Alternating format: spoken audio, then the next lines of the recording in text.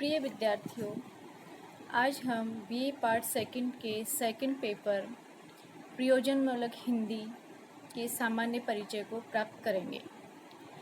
प्रयोजनमूलक हिंदी सामान्य हिंदी से अलग है, साहित्यिक हिंदी से अलग है, एक विशेष अर्थ को लेकर चलती है। तो आज हम इस पर विचार करेंगे और इसके अर्थ को समझने का और इसके क्षेत्र को समझने का प्रयास करेंगे।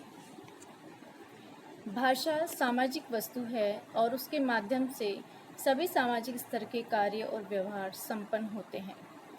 भाषा के कारण मानव बनता है और भाषा निरंतर विकासमान है और विभिन्न स्तरों पर इसका प्रयोग होता है। अब सामान्य भाषा से पृथक प्रयोजनमूलक हिंदी किस प्रकार की है, उसके लिए कहा जाता है कि प्रयोजन शब्द का अर्थ है उद्देश्य या लक्ष्य। एक विशेष लक्ष्य के लिए प्रयोग में ली जाने वाली भाषा को प्रयोजनमूलक हिंदी या प्रयोजनमूलक भाषा कहा जाता है। जब प्रयोजन के अंत में मूलक प्रत्यय लग जाता है और भाषा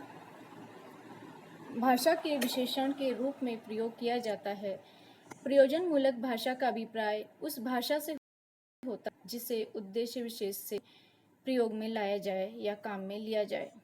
अतः प्रयोजनमूलक भाषा से अभिप्राय किसी प्रयोजन विशेष के लिए प्रयोग में ली जाने वाली भाषा ही होती है और उसका प्रयोग सापेक्ष, सीधा और स्पष्ट होता है। साहित्यिक हिंदी की भांति विशेष विश्लेषण, व्याख्या या एकाधिक अर्थों को लिए हुए नहीं होता है और वह उतना ही अर्थ देता है जितना अभिष्ट। इस दृष्टि से यह अनौपचारिक भाषा होती है। हिंदी के संदर्भ में व्यवहारिक या प्रयोजनमूलक विशेषण का प्रयोग नया अवश्य है, लेकिन हिंदी अंतर्देशीय व्यापार और वाणिज्य की भाषा दीर्घकाल से रही है। ये बाकी क्षेत्र की संपर्क भाषा भी बनी रही है और इसने अपने नए नए दायित्वों को वहन किया है। अब वह पत्रकारिता, शिक्षा का माध्यम, कानून की भाषा, विज्ञान की भाषा भी बन गई है। इसके साथ ही हिंदी भाषा को भारत संघ की राजभाषा के रूप में भी स्वीकृति मिली है। अतः उसके विभिन्न प्रयोजनमूलक क्षेत्र विकसित हुए हैं। ज्ञान, विज्ञान, प्रौद्योगिकी जैसे नए क्षेत्र में हिंदी भाषा के बढ़ते प्रयोग ने उन क्षेत्रों के अनुरूप उसकी प्रयुक्ति या प्रोक्ति की संकल्पना का विकास किया है। हिंदी भाषा में प्रयुक्ति का स्वरूप शब्दावली के स्तर पर दो आधारों पर निर्धारित किया जाता है। क्षेत्र विशेष की शब्दावली, जैसे विज्ञान के क्षेत्र में ऑक्सीजन, हाइड्रोजन, जनसंचार के क्षेत्र में media, internet, web, film, website आदि आदि। शब्द अर्थ के विभिन्न क्षेत्रों में भिन्न भिन्न अर्थ देता है। जैसे पद नामक शब्द है, वो कविता में छंद के लिए प्रयोग में लाया जाता है।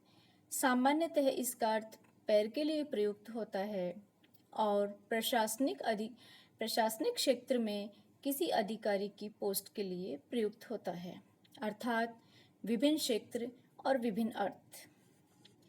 अब हम ये जानना चाहेंगे कि प्रयोजनमूलक हिंदी की आज प्रासंगिकता क्या है। साहित्यिक हिंदी से या सामान्य बोलचाल की हिंदी से एक पृथक हिंदी या पृथक भाषा की आवश्यकता क्यों या उसका प्रयोग क्यों। तो हम देखते हैं कि प्रयोजनमूलक हिंदी आज हमारी आवश्यकता बन गई है। अध्ययनकर्ता के लिए इतिहास, राजनीति विज्ञान, वाणिज्य विज्ञान, आयुर्वेद, मेडिकल, भूगर्भशास्त्र, अर्थशास्त्र, समाजशास्त्र, लोकशास्त्र आदि विभिन्न संचार के माध्यम हैं और पत्रकारिता आदि के क्षेत्र में आदि विभिन्न विषय उपलब्ध हैं और उन सब के लिए एक माध्यम भाषा होती है, चाहे वो हिंदी हो या अंग्रेजी हो, और वह अच्छी तरह से आनी ही चाहिए और ताकि अपने इन विषयों की जानकारी दूसरों को अच्छे ढंग से प्रदान की जाए। अतः प्रयोजनमूलक भाषा की प्रासंगिकता जीवन के विभिन्न क्षेत्रों में है। प्रयोजनमूलक हिंदी सामान्य हिंदी से कैसे पृथक है, इस पर भी हम संक्षेप में विवाद करते हैं, विचार रखते हैं। प्रयोजनमूलक हिंदी सापेक्ष, सीधी और स्पष्ट होती है।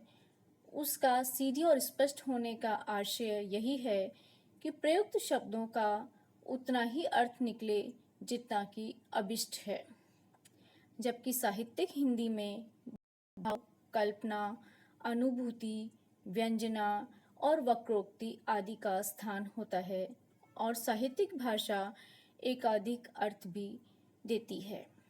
उसकी व्याख्या में पाठक की अपनी कल्पना के प्रयोग की भी संभावना सदैव विद्यमान रहती है और समय समय पर विभिन्न दृष्टिकोणों से उसकी व्याख्या भी की जा सकती है।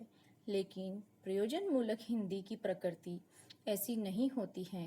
प्रकृति की दृष्टि से या अपने प्राकृतिक विशेषताओं की दृष्टि से प्रयोजनमूलक हिंदी साहित्यिक हिंदी से पृथक है, अंतर रखती है। अब देखते हैं कि ये अंतर किन किन स्तरों पर होता है। तो पहला है शब्दावली के स्तर पर। शब्दावली की दृष्टि से साहित्यिक भाषा की सीमा का कोई बंधन नहीं होता है। रचनाकार शब्दों को उनके पारंपरिक अर्थ में प्रयोग करने के साथ ही उन्हें नए नए अर्थ भी प्रदान कर सकता है। दूसरा अंतर है वाक्य रचना के स्तर पर। वाक्य रचना के स्तर पर साहित्यकार को पर्याप्त छूट रहती है कि वह लालित्यपूर्ण भाषा का प्रयोग कर सकता है, चाहे वहाँ व्यंजना परक हो या व्यंग परक हो, वह किसी भी प्रकार की रचना कर सकता है। परंतु प्रयोजनमूलक हिंदी के लेखक के लिए यह स्वतंत्रता नहीं होती है। वह क्षेत्र विशेष के लिए सुनिश्चित वाक्यों का ही प्रयोग कर सकता है। साहित्य में प्रयोजनमूलक शब्दावली का जो प्रयोग का स्तर है वो भी भिन्न भिन्न होता है।